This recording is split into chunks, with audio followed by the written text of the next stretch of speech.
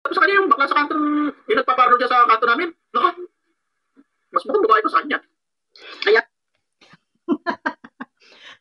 Aray ko, ano ba yan si Federico? No, ayan, ayan. Shoutout muna sa lahat, bago ang lahat, ay mag-shoutout muna tayo sa ating mga kasamahan dyan, sa mga solid EDC dyan, sa mga solid Jomcar, ayan. At sa mga totoong supporters ni Joy, ayan, sa mga love team, no, na walang pinipili, lahat ay sinusuportahan. Gano'n naman dapat, di ba? Lahat suportahan. So ito na, makati yung ilong ko, may patay na insect. Walang habas na panglalait, no? Walang habas na panglalait ni Federico dito kay Beyonce. At ang salita nga dito ni Federico ay mukhang bakla di umano itong si Beyonce. Naku po, naku po, naku po. Naku, ay mukhang pinalagan to kanina ni Kalinga Prab, no? Sinong nakapanood? Pinalagan. Pinalagan ka na, Federico, at mukhang may kalalagyan ka na. Ano, may kalalagyan ka na, Pedring. Sa araw-araw mo ba naman ba natasupot? Galit na galit si Federico pag sinasabi kong support. Bastos daw ako. Anong bastos doon? Ang bastos doon kung hinawakan ko yung ano, kagaya ng ginawa mo, na inaamoy-amoy mo si si Soyen Vasquez, no?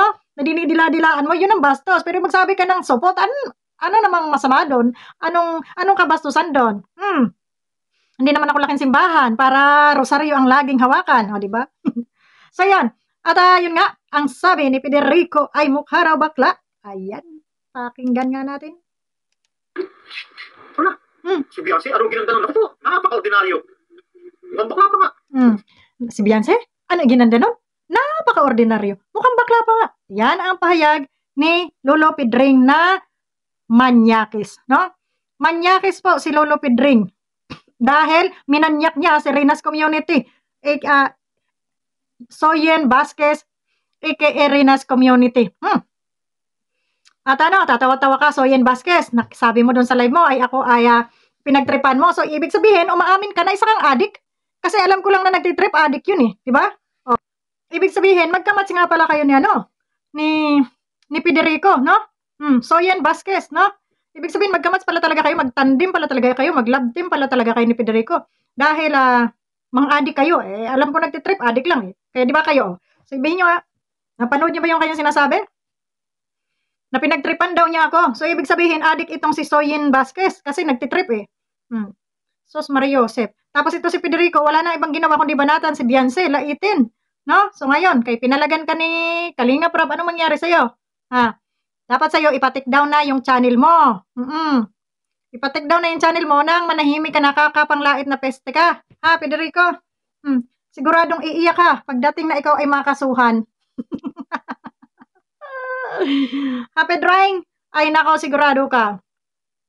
No? Ayan ang kasusunod mo sa mga taong nagsusulsol sa'yo. Alalahanin mo, Federico, yung mga taong yan, pag nasa totoong laban ka na, hindi mo na yan sila mahagilap. Ngayon, na andyan na yan sa live mo, nagsusulsol sa'yo, at ganado ka naman habang ikaw ay sinusulsulan, palibas at parang asong uto-uto, ayan, ang mangyayari sa'yo, ganado ka. Mang asar, hindi lang sa pangasar, mang lait, mang insulto.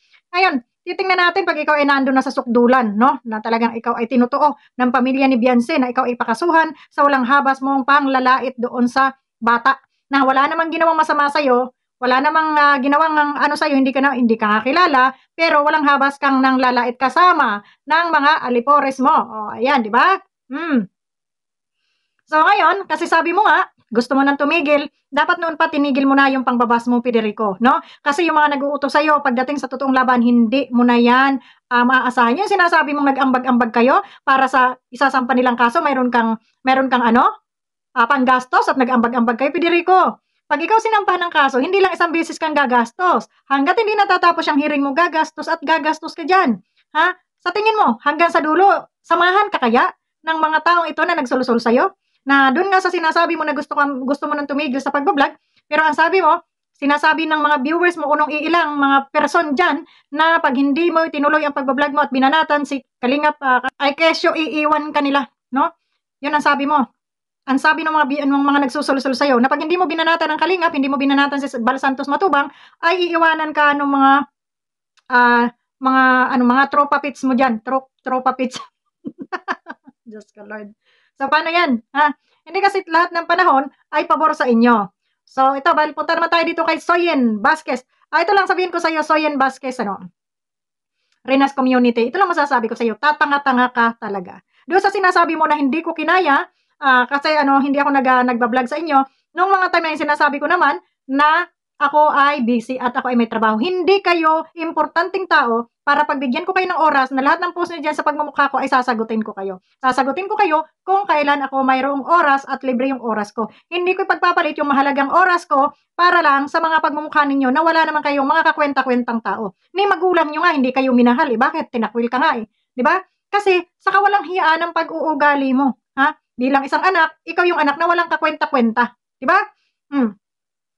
Tapos hindi ka tumitigil, i-screenshot ang aking kananakaw ng aking mga video. Hindi ka ba nahihiya dyan sa pinagagawa mo? Kawatan ka, magnanakaw ka. O ayan, binaboy ka ni Federico. Kung ako sa'yo, hindi ako papayag, nagaganyanin ako ni Federico. Hindi biro yun. Yung ginawa ni Federico, hindi biro yan.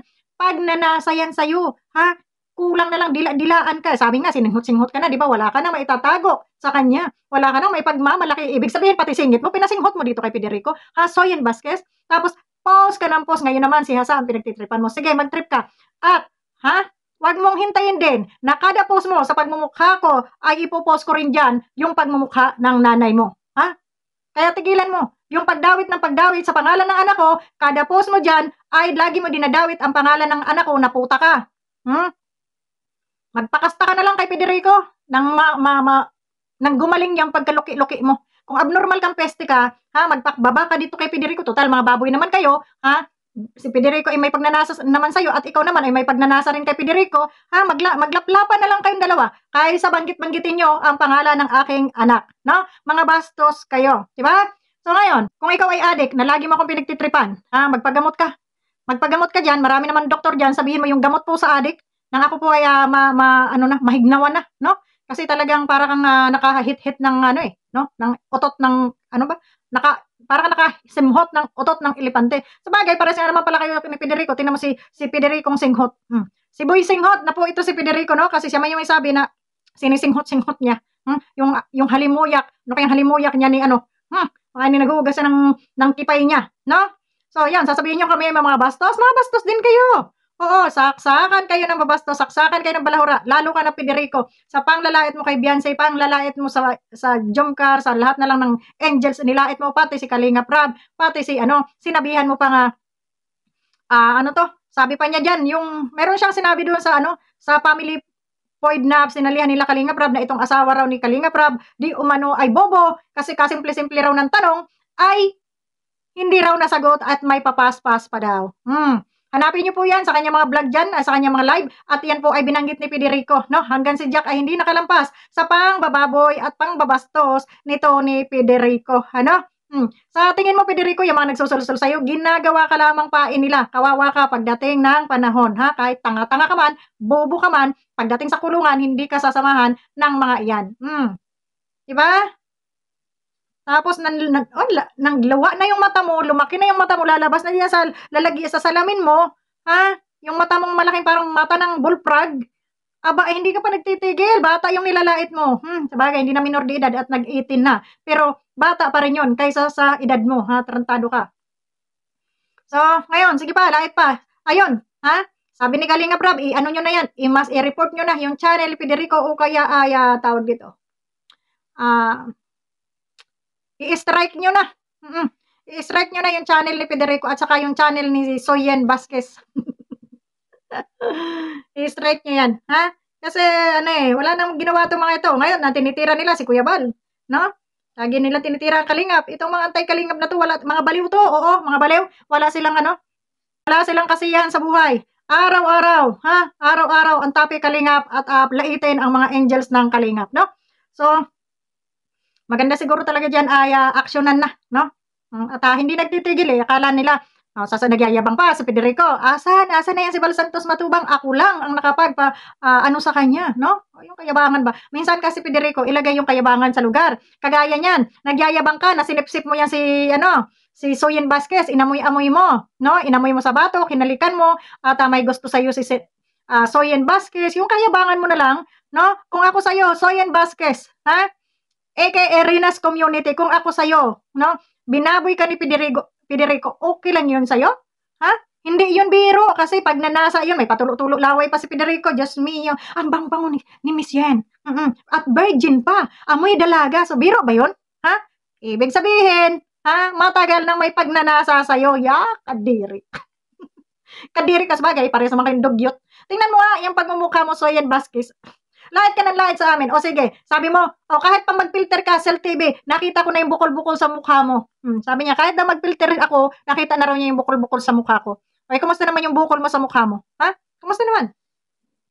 Kasi ako, hindi ako nahihiya kahit anong meron na sa pagmumukha ko. Ito na yung normal kong mukha eh. Hindi ako nagtatago. Bakit? Kasi wala akong ginagawang masama. Ikaw na peste kang animal kang yawa ka.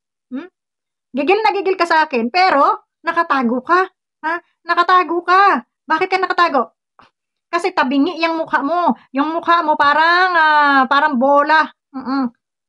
Parang bola na sinampal-sampal ng pala. So, yun lang, Federico. Maghimas-himas na mag-impake ka na at mukhang ikaw ay lalarga na papuntang Mars. At baka masipa ka na dito sa loob ng social media. Sisipain ka na ni YT, no? So, yun lang. Maraming salamat and God bless. Nakasingit na naman tayong konting oras. And shoutout po sa lahat ating followers dyan, sa mga ka-eggs natin dyan, mga ka-jomcar. Yan, shoutout po sa inyong lahat. And God bless. Pasupport po sa ating munting channel. Bye-bye. Ingat po kayong lahat.